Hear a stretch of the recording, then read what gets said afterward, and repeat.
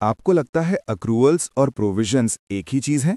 गलत सोच रहे हो। दोनों सिमिलर लगते हैं, लेकिन उनका अकाउंटिंग इम्पैक्ट बिल्कुल अलग होता है।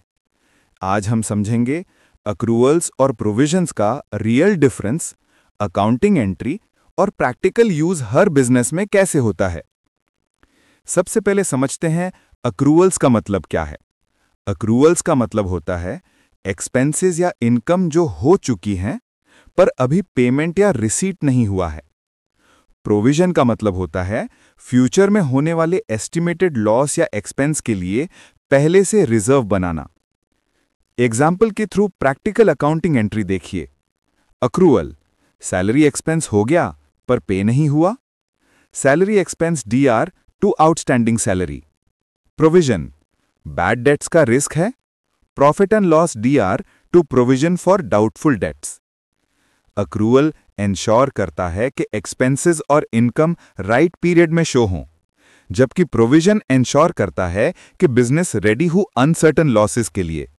दोनों मिलकर फाइनेंशियल स्टेटमेंट्स को बनाते हैं रियलिस्टिक और एक्यूरेट। अब एक कंपैरिजन टेबल के जरिए दोनों के बीच क्या डिफरेंस, मीनिंग, कब अप्लाई होता है, एंट्री, इफेक्ट सब समझते हैं और नोट करते हैं।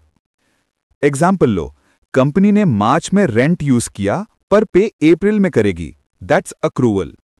कंपनी को पता है कि टैक्स पेएबल होगा पर अमाउंट एग्जैक्ट नहीं, that's provision. Accruals help maintain accuracy of current year profit, provisions help protect from sudden losses.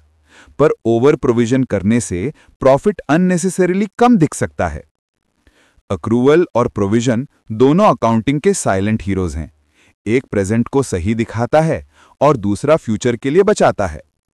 आपके हिसाब से बिजनेस के लिए कौन सा ज्यादा इंपॉर्टेंट है, अक्रूवल या प्रोविजन? कमेंट करके बताएं। अगर आपको यह शॉर्ट समझने में इजी लगा तो लाइक, शेयर और सब्सक्राइब करें स्मार्ट फिनग्रिड को, अकाउंटिंग को सिंपल बनाने के लिए।